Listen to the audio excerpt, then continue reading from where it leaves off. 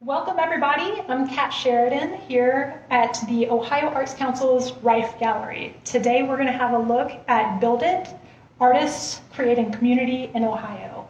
Our curator is Erika Hess, a really phenomenal artist, curator, and also the initiator and shepherd of the podcast, I Like Your Work, which if you don't follow, you should follow. There are 12 artists from across the state, and I can't wait for you all to hear what Erika has to say about their work, about their commitment to community, and all of the things interspersed in between. Enjoy. Thank you, Kat, for that introduction. That was really wonderful. And thank you to all of you guys for tuning in to this Facebook Live for this Curator's Tour. I'm really thrilled that you're joining us, and I just also want to thank Rife for having me in this space, Kat again for having me curate this show, to all the artists who are in the exhibition, and to everyone behind the scenes that made this show happen. So the art installers for really bringing it to life. I really want to point out all the people that really work behind the scenes to make something like this happen. So like I said, from the art installers who are printing out the vinyl, installing it on the wall, the people running the spreadsheets so that they know when artists are going to be coming in and dropping off work. So many times we walk into a space like this, to a gallery or to a museum, and everything looks effortless, right? And that's the vibe that we want. We want it to feel like that so you can concentrate on the work. But for this show in particular, because we are talking about community, the vast community that works together to put together an exhibition, I just really want to point all of that out. So relationships in the arts, I would say, is one of the crucial points for us. So supporting other artists by going to their artist talks, going to their shows, doing studio visits, doing Zoom studio visits now that we're in the time of COVID, and just creating space for others' work. I think that is what we really have to have in order to have an art community that thrives, that intrigues, that inspires a city or inspires a town. We really have to have all those people coming together, and that was why I was so thrilled to be able to curate this show with artists who are doing just that. So in 2018, I started the podcast, I Like Your Work. And really the driving point behind it was to talk to artists not only about their practice, but also about their life, right? What they were doing inside the studio, but also what they were doing outside of the studio in order to be able to have that life. And I really walked away being inspired by artists who were generous, artists who were supporting others. And that was really the jumping off point for this show, Build It, Artists Creating Community in Ohio. I really wanted to explore artists who have a very serious artist practice, who are making incredible work, but who also are giving back. They are creating artist spaces, or they're creating opportunities or sharing opportunities. So I want to mention that there are so many artists in Ohio and in the world creating community. So this show, of course, only has a few of them. And so if you're an artist who is creating community, wherever you may be, or if you know of an artist that's creating community, you can use the hashtag #BuildIt and tag us on Instagram. So you can tag Rife Gallery, you can tag I Like Your Work podcast, or you can tag me, Erika Hess. And we'd really love to learn about your work and also share your work. So as I went about creating this show and curating this show, I was looking for those artists, like I said, who had a serious studio practice and were also creating other things in the community in order to support those around them. And so in this show, you're going to find different media. So we have painting, we have printmaking, we have digital prints, photography, installation, sculpture. So there's a lot of different types of ways of making. And I really wanted to explore that to show that, of course, there's just not one area in the arts that is really diving into this. I also wanted to concentrate on artists who are working in a few different areas. So for example, in this show, you're going to find teaching artists. You're going to find artists who are running artist-run spaces or artist project spaces, digital spaces, and social practice artists. Now, the wonderful thing is a lot of these things are going to overlap, right? And that's the beauty of being an artist and being a creative, is we don't have to be in the box. We can use our creative gifts in the studio and also outside of the studio to create opportunities for others. So you might have a teaching artist who also runs an artist project space. And I think that is just really, really beautiful. Another thing you're going to see as we walk through the gallery is that there are a lot of pieces that are created by multiples. So within one larger piece, there will be smaller pieces that add up to create that whole. And I thought that was a really wonderful metaphor for the idea of community. Of course, community is not a singular person. It's all of us really coming together to support each other. So we can start by going right over here. So we're going to check out the work of Lynn. So I really wanted Glenn's work to be over here in the corner, kind of anchoring the space, because of not only how his work feels, but also because he's an incredible teaching artist. And that really is the foundation for so many of us that are going out to the art world, right? So Glenn is a faculty member at Wright State University, and he's also a chair of the Art and Art History department. And I had a really wonderful time visiting Glenn's studio to talk about his work. So Glenn worked from observation for over a decade, for quite some time. And at a certain point, he felt like he needed to leave the observational world and really begin to invent these shapes and invent these paintings. And what I love about them is that there's this weight to the pieces. They almost feel like they're carved in stone because the forms feel like they are in the perfect position when it comes to the composition. But what's really interesting, and you can kind of get up close and see this in some of the paintings, is that these paintings are always shifting. He called them a slow-mo improv because he really allows the painting to lead him and lead the painting itself. So he's always responding. So, in certain areas you can see a color that's underneath that he's ended up switching to a different one, and this beautiful surface that he creates with these very small built-up brush marks. So these pieces really stand up from far away. Again, that monumental feeling, that anchoring feeling, and when you get up close, you really get to you get to see how the canvas is touched and how it's all laid on there, which is just really beautiful. So, as I mentioned earlier, Glenn is a teaching artist at Wright State University, and he has gone above and beyond in so many ways for his students.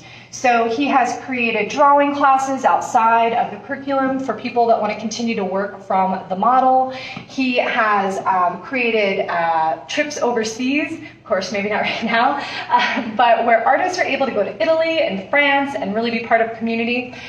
He also will send students to summer residencies. So one of those being Chautauqua residency in New York. And I was actually one of those students that was sent to Chautauqua quite some time ago. And what that did was really open my eyes to how many people are out there making work.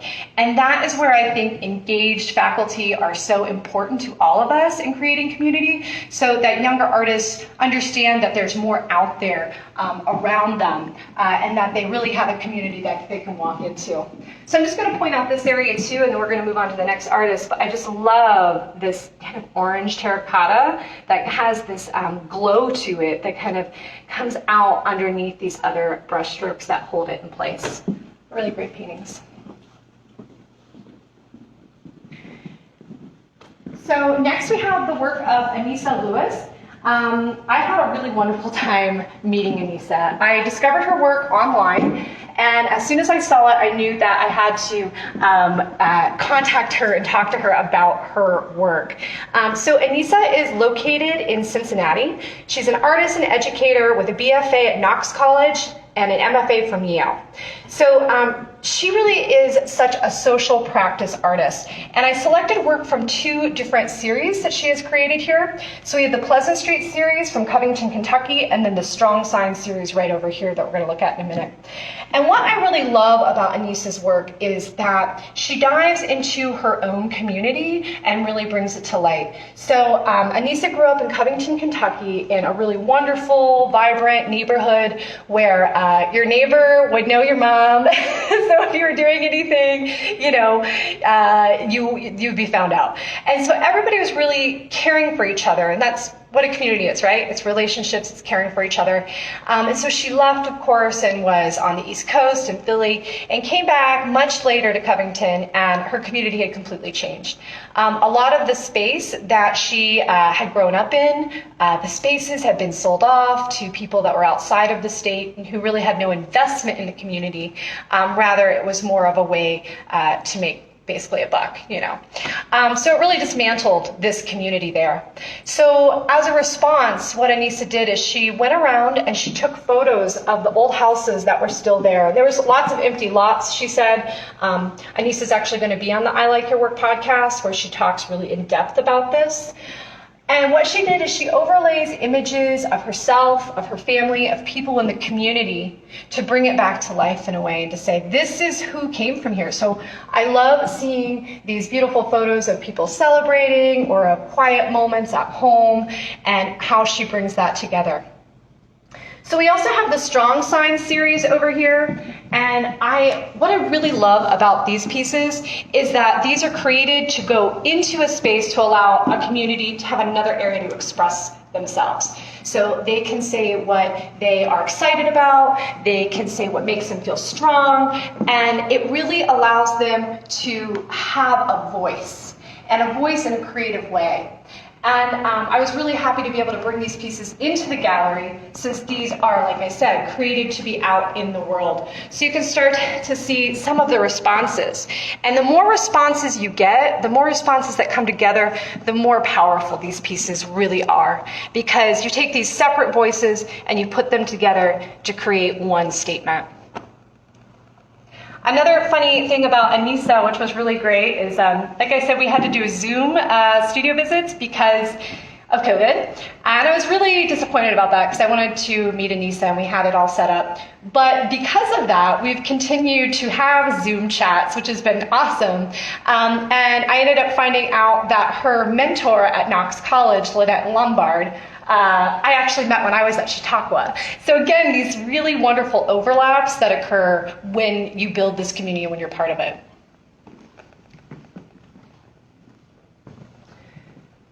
So next we have the work of Gloria Ann Shows. So Gloria is a Filipino-American artist who received her BFA in printmaking from the University of Central Oklahoma and a MFA from the Ohio State University. So I had the chance to go into her studio and see all of these prints, which was just fantastic. So, you know, Gloria really talks about place in her work. So she's talking about the way that she has traveled and moved through the world, much like another artist who we'll talk about later. And I really loved seeing the way she's able to layer these prints. So in them you can see that there's different ways of creating a print and that they're also cut apart and layered. And I thought that was such an interesting part of her process is that they're not static. They're not static prints that are created and then left. Rather, they continue to transition and they continue to be reconfigured as they age and as her story changes. So, the other interesting thing about Gloria that I really love learning about is that she works with the Filipino American Art Directory, which is an online community that works to connect and make visible the artists who are working that have a Filipino heritage that are working in the US and also in the Philippines. So not only is she having this really wonderful practice and creating these pieces about her own personal heritage, she's also part of this online community that is making more artists visible. All right, next we're going to go to Ann Kim's work. So Ann Kim is located in Dayton, Ohio, and she's a Korean-American artist with a BA from the University of California, Berkeley, and an MFA from Mills College. She's also currently the department chair at Indiana University East, and she, for the past 3 years, has served as the president of the Dayton Society of Artists. So she is doing lots. And on top of that, the way I first discovered Ann's work was through her curation. So she was actually curating shows for Indiana University East, and I was really struck by the work she was selecting and was really struck by the titles that she was using, which were really incredible. And so I learned of her that way, and then I knew her primarily as a painter. And I was able to go to Ann's studio, and when I walked into this beautiful studio at Front Street in Dayton, Ohio, and these huge windows, and I was expecting to be greeted by paintings. And instead, there was photos everywhere, there were paintings, there was so much vibrancy going on. And so we started going through these photos, and she started telling me about the various work that she has been creating. So Anne is an avid traveler. She has been moving a lot currently in her, well, before the lockdown in her life. So she lived in various locations from New Jersey to Seoul, Los Angeles, rural southern Illinois, the Bay Area, and then Ohio. So that really begins to come into her work. So this piece here is Trans-Siberian, and it documents her life on the railway line as she traveled across Russia. So she really tries to engage and be part of the community that as she travels. So these are really wonderful images. Like I love this one here. This guy's face peeking in, looking up. Her walking right here, if you can see that piece. And the way that this is laid out, of course, there is this, it's linear, like it's through a line, so showing the passage of time as you would, of course, be on the train. But it also invites the viewer to come up close and to really examine it photo by photo. And then up here on top, she documents what she has each day, and so therefore what she's leaving behind, right? And I thought this was just such a beautiful idea, because it really allows us to think, what do we leave behind? You know, and I'm not just saying with waste or anything like that, but how do we move through the world? Do we leave the place a little bit better where we just move through, maybe by a kind comment or by creating an opportunity or not? So this really invites us to start to think about what we leave behind us. So I also wanted to mention that Anne just recently received the Montgomery County Arts and Cultures District Artist Opportunity Grant. And she used that in part for the prints and frames for the show, which is excellent. And she also has an exhibition coming up called Letters from Cuba, Letters from Ohio. And that's a traveling exhibition that is going to be exhibited in Cuba, New York City, and here in Columbus, which is so exciting in 2021. Here's some more of Anne's pieces over here that you can see, and this is the work that I've been a little bit more familiar with. I really love how she experiments with what she's putting on here. So there's some gold leaf in here. She works with a lot of resin. Also how she's like creating these surfaces right here by digging back into it. There's just so many layers to it, which in many ways speaks to the other piece that we just saw.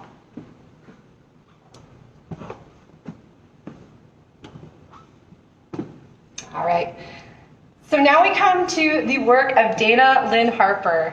And I was really excited to have Dana's work in this exhibition because she transforms common craft materials into communal experiences. And so this work is really meant to be engaged with. So of course, if you were in the space and here, you could walk through and actually become part of this exhibition. And so I love that her work is really meant to be viewed in the public. It's meant to have you drawn in, of course, with the color and also through the accessible materials. I like what she's using to build these pieces because they feel like you can touch them or experience them, even though, of course, I'm not going to right now. And really has these multiples that come together to create one space. So you feel like you're right in this space. So Dana also teaches by doing workshops where she teaches people how to utilize craft materials in order to make work. And she also teaches grant making workshops. So she is an artist who's not only engaging with the community through her work, but also through what she's offering artists through these workshops and through teaching. She has a couple other pieces here that are really excellent and that I love to see. Again, thinking about this idea of multiples coming together in order to form one piece. So over here, we have another one of her pieces. It's really wonderful. It stands up so well when you're far away from it, and it draws you in, again, like what I was saying with Anne's work. And you really just want to explore these little petri dishes. What's interesting, of course, is how world events always impact current and contemporary work. And so this work was created with one idea, and now, of course, with COVID and everything that's happening, it really starts to convey a new idea, again, with the vaccines, with the idea of studying things underneath microscopes, etc. And so I love that this piece is playful, but it also can have that edge to it. I also love that in each individual piece, they're similar yet different. So she's really playing with the composition, she's playing with the colors, she's playing with materials, and it also, again, talks that idea of many people or many different things coming together to form one thing. Also, a huge thank you to the installers for doing such a fabulous job. So here we have another piece of Dana that I was so excited to hang in the front window because, again, like we said with her work, it is about inviting viewers in. It's about inviting the public in, and that's really what we wanted to do in this space, is have people come in and experience it. So just to let you know, while you can't come into the gallery right now and see her work, she does have a public piece up outside of Little Bar on Ohio State University's campus, and it's on the corner of Norwich and High Street, and it's called Flickering Fence. And it's made of plexiglass, mirrored vinyl, and bells. So I love that even though you can't be in here, that you can go experience some of her work out in the community itself. All right. So next we're going to look at Cal Collins' work. As soon as I started working with this idea of community in the arts, I knew I really wanted to meet Cal. I had heard of Wave Pool in Cincinnati, Ohio. It's such an amazing space. I had read about it, and I was so excited that Cal took the time out of her very busy schedule, because she's doing many things, to meet with me and talk about her practice. So Cal holds an MFA from University of Cincinnati, and she's a social practice artist, arts educator, and curator, and of course the founder and executive director of Wave Pool Arts Center. So when I went to Wave Pool Arts Center, you walk in and it's a gallery space. It's many things. The first is a gallery space walking in there, and it is set up in an old fire station. So there's still the pole right there, and you get to see all the work, and it's such a nice space. And then you go upstairs, and that is where you will typically see this, this table. It's a beautiful table made out of so many different parts that are brought together to form one larger thing. A table where people can gather, a table where people can eat, a table where there's panels and discussions and community. And I just love seeing this. Upstairs is also where she lives with her family, so she's literally living in this communal space. She also, at one point, had a residency. Of course, with COVID, we can no longer have that, where she invites an artist in to live there and gives them a workspace right beside her studio. I think Cal is one of the most giving artists that I've met, to be honest. She's doing so many things. Downstairs, there's also an area for tools and to be able to rent them, to take classes, to learn how to use them. Because not only is she trying to create community, she's trying to educate community, and I think that is huge. So across the street, they had recently just opened up when I was down to visit, and this was right before the COVID shutdown, was a space that provided produce for free for people because it was a bit of a food desert, and so this was an area people could come get their fresh vegetables. There was also cooking classes there. There was beautiful artwork there. She's just able to do so many things in a space, and I find that just really, really inspiring. So here you can see some of the things that have happened on this table. So these different meals where she invites different people together. So here it's a diverse population in Cincinnati to talk about immigration issues. And so I think this is great because she uses her art really to build bridges. So over here you can see too that this is a community potluck that she did when she was in Italy, and she's hoping to go to Sicily this year with another artist residency to talk about refugees. Another thing that Cal is creating is she uses this analog technology used for communication and really pushes it forward. And I love this because analog technology, it's meant to be touched. You have to interact with it in a way that we don't with our iPhone. That's just like a screen, you know. So here she brings this to the viewer and invites you to engage with it. And what she asks you to do is to write a letter to someone who's a stranger, and you can either pick a name, and she was using the New York City phone book, or she will pick it for you. And what she'll do is you would write the letter to a stranger you've never met, put it in here. She would make a copy that would be kept down in this file cabinet. So it's on record of sorts, and then she would also ship it. And I think this is a beautiful way to think about like writing a letter to someone you'll never meet, or maybe you'll pass them on the street and you won't even know it. Here's another piece of CALs, and then we're going to go over to one more. But here's where she utilizes 2 typewriters, and they're connected in the middle, right? And what she asks you to do is to write on one side what we love about ourselves, and the other side what you would change about yourself. And what I think is so incredible about this work is that it allows different people to connect and show some vulnerabilities. And through showing those vulnerabilities, it makes us see that we're not that different, right? That there's a lot of similarities in things that we might enjoy about ourselves or want to change about ourselves. And that, again, it literally is building a bridge between these 2 worlds and allows us to connect. So over here is the last piece of CALs that we have in the show. Honestly, guys, I keep wanting to say cell phone when I talk about this, but it is a payphone.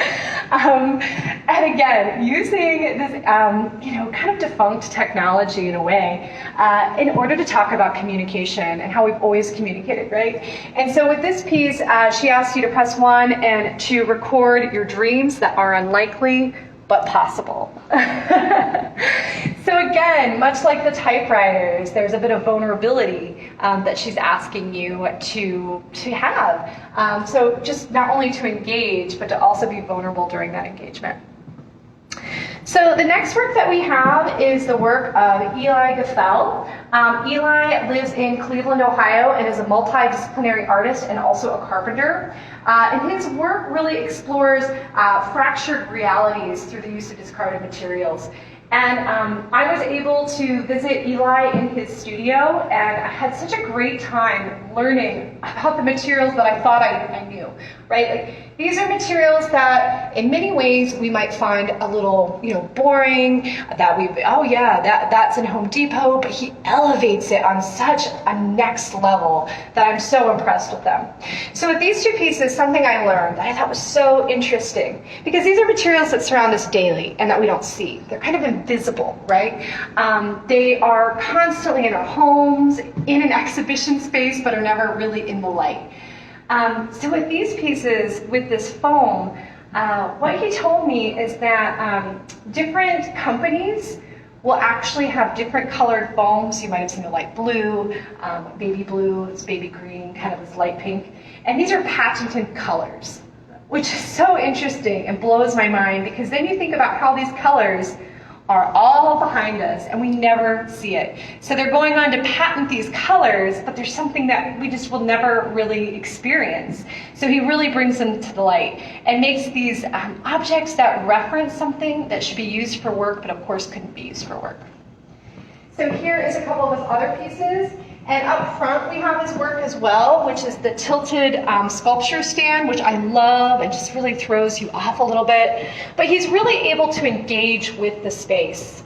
And speaking of spaces, that's something else that Eli has co-founded, which is he's the co-founder and curator of H Space, which is an artist-run space that is with his studio, where he invites artists who are making experimental and conceptual artwork to exhibit. Also, I just want to say congrats to Eli, because his work was selected for the Midwest edition of New American Painting, so it's really wonderful. All right.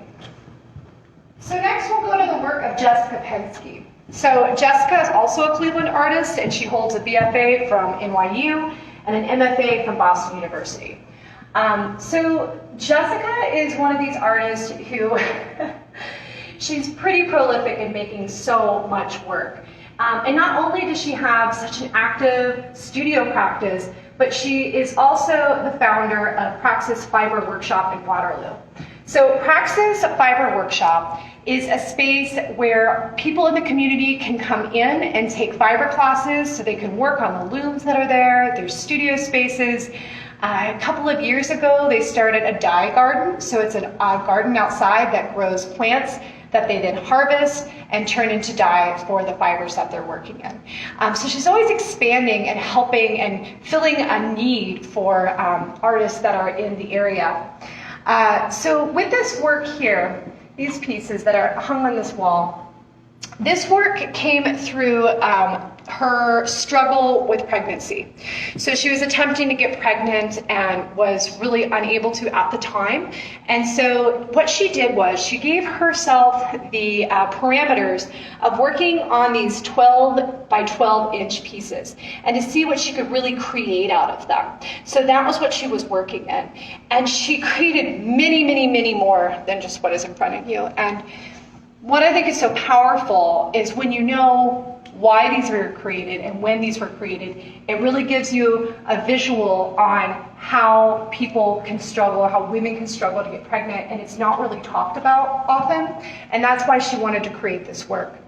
It's also one of the first times that I've seen her work with resin. So there is resin on these pieces in here. And she said that she was taking fiber, which is, of course, we think of it as soft. We think of it as pliable, warm even. You know, we use it to cover our bodies. And here, what she's doing is she's trying to make it hard. Something that's soft, she makes it hard. And she did it by using this resin and really sculpting these pieces. Another thing that I really noted when I saw the work installed is that in many ways, I'm used to seeing her work as more flat up against the wall. And this starts to really become sculptural and come out towards the viewer. And it almost has a bit of an aggression to it, which I really enjoy seeing. It's like, look at me, this is what's happening, this is what I'm experiencing. And so seeing it all together on the wall is just really impressive. So these are 3 other pieces by Jessica Penske. And these are pieces that were recently made, and they were made in response to her pregnancy. So she ended up having twins, and the pieces go through the journey of that. So this piece over here deals with labor, with the 2 right there. This piece responds to an emergency C-section that she ended up having. And this piece deals with post-birth, so afterwards. And what I love about this is that when you're first confronted with this work, not knowing what it's about, you know, you think of textiles maybe in a certain way, or again, what we were saying, warm, they cover us, they clothe us. We're looking at the pattern, these types of things. But when you start to understand the story, I mean, they're just so narrative, and you really feel what was happening, what was happening with her. Mostly in the centerpiece, I find it just so effective. And again, she mentioned wanting to make this work to really highlight something that happens in many women's lives that, again, is not spoken about a lot. And so I guess as I'm saying this, I'm thinking about how Jess has also created community within women that are dealing with this and are struggling with this. So now we'll go over to, yeah, if you want to get some close-ups too of this is just beautiful.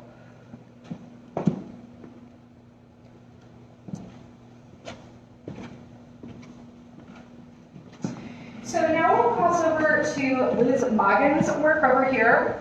And again, Liz was one of the artists that as soon as I knew I was going to be curating this show and the idea behind it, I was like, Liz Magan's. I'm sure many of you know her. She's a powerhouse. She lives in Bay Village, Ohio. She received her BFA in printmaking from Kent State University and her MFA from Cranbrook Academy of Art. She has done so many things. Just to name a few, director of yard projects, curator of the Dalid collection of Worthington Yards. She's the co-founder of Art Every Space, which is a woman-owned business that supports artists through the purchase of local art. She co-founded and is a former executive director of Zygote Press, which is one of the first ways that I was introduced to her. Such a great space. She founded the Collective Arts Network, which is a printed magazine dedicated to artists in Cleveland. It's beautiful. She gave me a few copies when I was there, which was really generous of her. And she's the founder of the Cleveland Artist Registry. You guys can go to clevelandartistregistry.org. It's a beautiful website. There you can find artists that are making work in Cleveland, such a vibrant community, and you can also register your own work there as well. So what really struck me when I went to visit Liz and was able to have a conversation with her about her work is she's such a giver, as you can hear. She's creating so much. And her work still deals with community, but through a personal lens. So this piece right here is Guernica, playing off of Guernica, of course, Picasso's. And this piece spans 2 decades of her life. So she began this piece in 1989 as a young student. She was inspired by Jasper John's work, The Seasons. And then she really began to rework this piece when she was older. And what she was doing as she reworked this piece was dealing with personal hardships and the loss of loved ones. When I went up to speak to Liz, she had just had done an artist talk, and she told me that she kind of started out the talk with the question, how many of you have had those 2 years? You know, the 2 years where you hit a certain age and you begin to lose a lot of your loved ones or your friends. And she had a couple of years like that. And she really began to process it through the artwork. So if you get up really close, what I love is in the very center of this piece are these 2 hands that are holding together. So this coming together right there, it's really beautiful. And as you get closer to the piece and begin to explore it, not only are there these layers and layers, and of course we have layers personally in our lives, we have layers in our community, but you really get a sense of what is happening in her life or has happened. So personal notes become part of it. There is some maps, cards, things that are happening every day with her. And she also has these symbols that she begins to pull through these pieces and other pieces. Another thing that I love is this handkerchief right here that she's embedded into the work. And you know, what I find really striking about this is that this is a different way to talk about community. As human beings, we all go through our ups, our downs, and we all have loss. And so by making a piece about that, when someone else has had a loss and they see this or they respond to it, they automatically connect and they feel less alone. So it's a different way of being able to build community. So thank you to Liz for her work.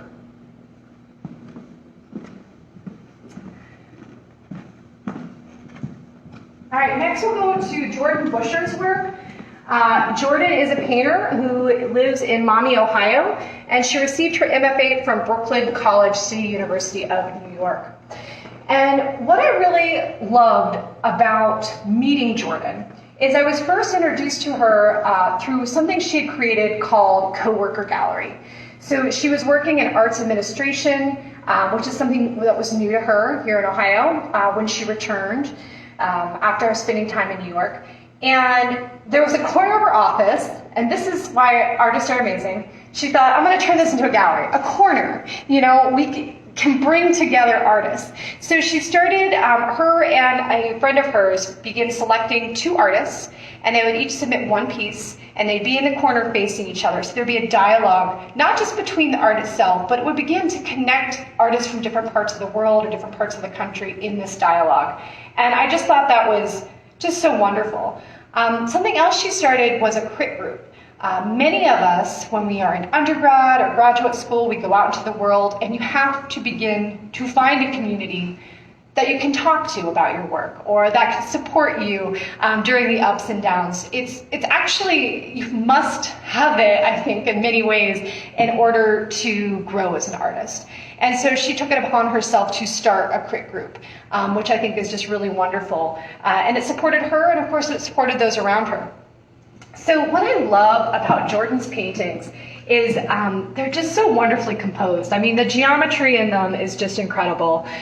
So they really function in an abstract manner from far away. And then when you get closer, you see that the actual moves within the painting are created by objects.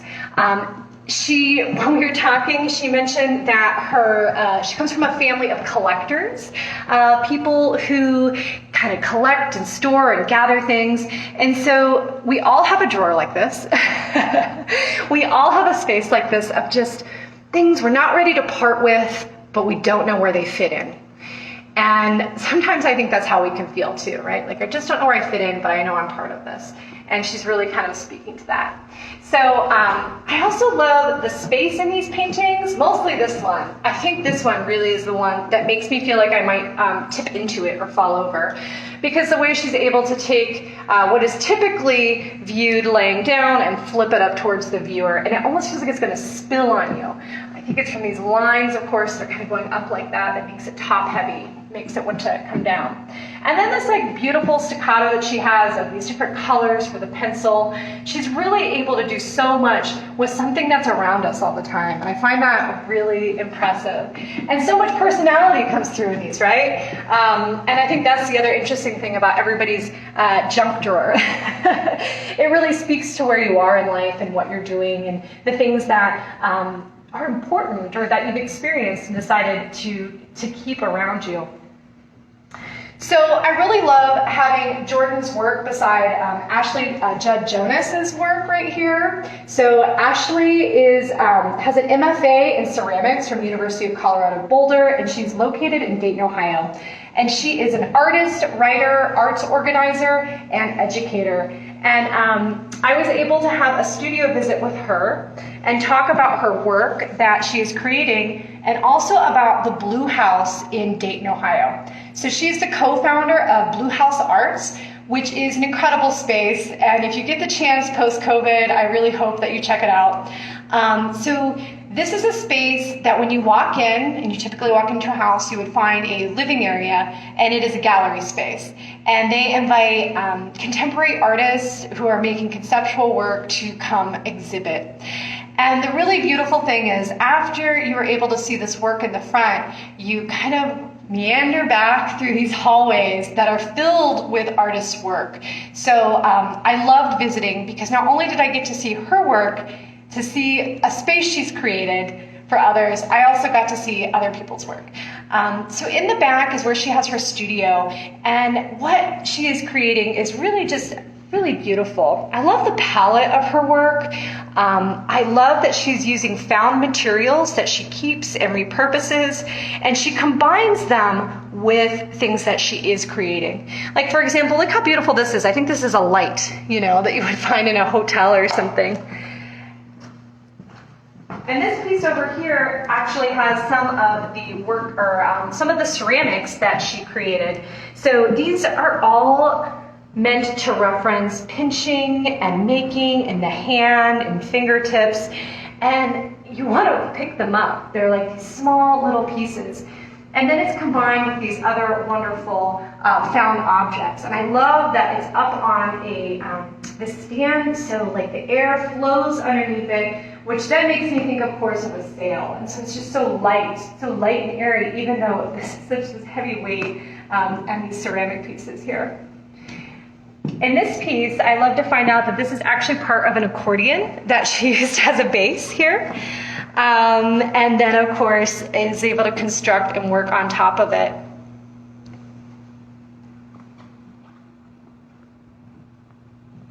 It was really wonderful. Ashley's actually been on the podcast, I Like Your Work, and I got to learn about her childhood growing up in Key West. Where she grew up in this really wonderful house where there's a lot of ideas flowing through it. Her father would invite people over who were artists, who would talk about ideas, and there was this like open exchange, right, of thought. And I really feel like that is what her and her partner have created with Blue House Arts as well.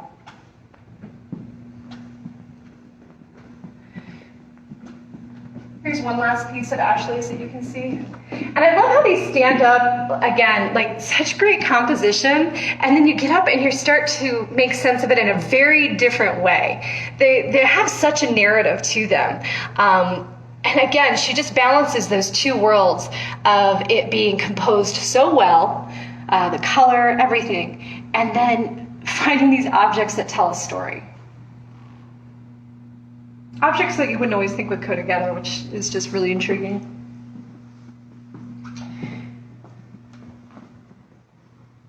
All right, and last we have the artist Stephanie Ronde.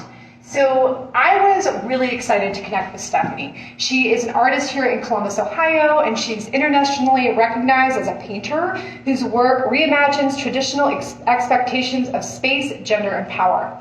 And Stephanie typically is an artist who's working out in the community. She's creating street art, she's creating murals, she's creating these installations, and I was really happy to find out that she had some pieces that she also shows in galleries that reference the work that she creates and puts out in the world.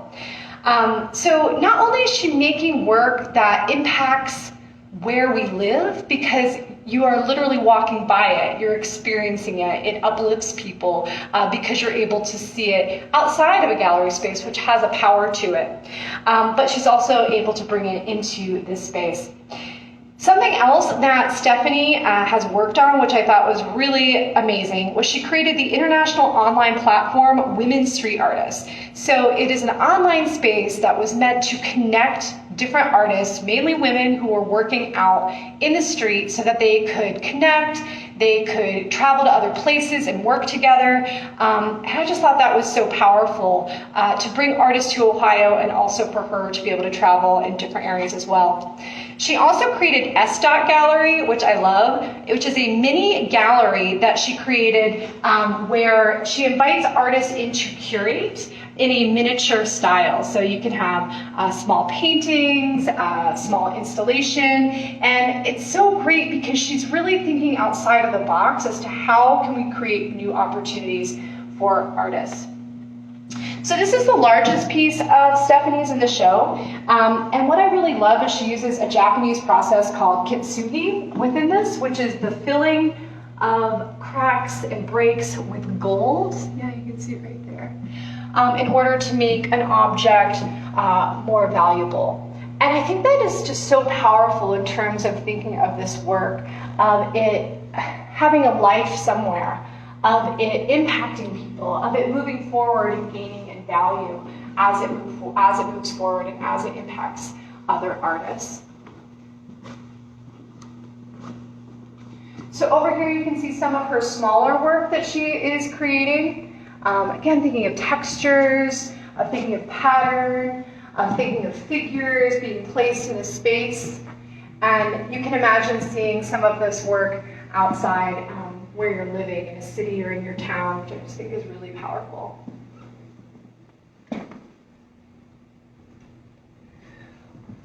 So Erika, this is a phenomenal show that I'm really excited for you to have curated, but I think I want to open up the floor for anyone that has any questions. Please type them in. We'd love to ask. But I'm going to start with the question. Yes, perfect. When you came in to have a look and like set your ideas, you fell in love with this corner. Mm-hmm. Tell me why. Oh, all right, we'll have to step back and look at this corner. This corner, the color that is working together in this corner and the ideas, I just felt like came together so well. So for example, how Jordan's work and this idea of objects and how objects make up our life really works with Ashley's work over there, which also talks about objects and how it makes up our life. I couldn't even be more happy with how that worked. And then even thinking about the layering that happens in Stephanie's work, really bounced off of what I'm seeing in their pieces. And also, I just really love the palette. Like there's this idea of air in this corner, this lightness, which, you know, in the other corner we talked about heaviness and kind of a weight. So I like that as you move through the exhibition and you experience these different pieces, you kind of come here and there's like this rising, you know, that you kind of feel. Mostly with this figure there in the back of this female figure. We had a discussion about how the pieces play with each other too. Like the reference that you have between those strings and the pens. And then also that like visual texture that you get here and there that comes into Stephanie's as well. There's just, you laid it out really smartly, and I was really excited about that, and also excited that you got excited. So yeah, let's come back towards the front, and hopefully we'll have some questions here soon. I think it's really important that we have a look at Eli's yes, let's please go like that. Yeah. And of course, we want to bring our guests through the interactive space of Dana Lynn Harper's. Yes, yes. And I just want to say thank you to all of you guys for tuning in. I mean, that really is amazing. And again, goes back to this idea that we're discussing of having community, which I think is even more important right now when we are doing lives or doing Zooms, I think it's really important that we continue these discussions and continue looking at work as we go through this together. So there was one word that you mentioned a little earlier that you're really is important to you when you're talking about these artists and this work, and that is generosity. Yes. This show, these artists, the impact that they have on community would not be possible without a exuberance, just overflowing of generosity of time and want to improve community. It's just a phenomenal when you think about it.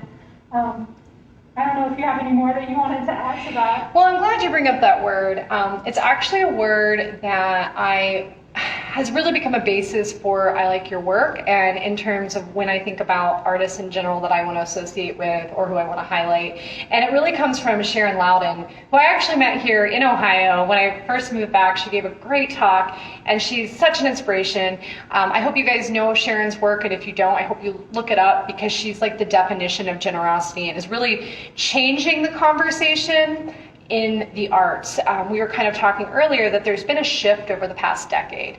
Not only are artists now more encouraged to work outside of one discipline or create spaces, in some ways it's almost encouraged. And I think that is great for so many artists, because it can be very hard to say, stay in your lane and that's it, you know? And artists are so creative. And when we encourage people to do that, and then we also talk about the generosity, it only allows the arts to grow, because there's only so many, there's resources out there, and the generosity allows us to be shared with more people.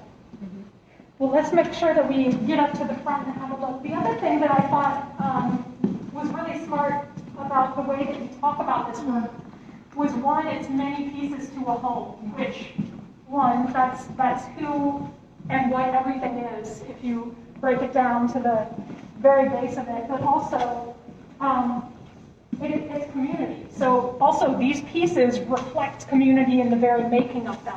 But like this piece is so upsetting and delightful.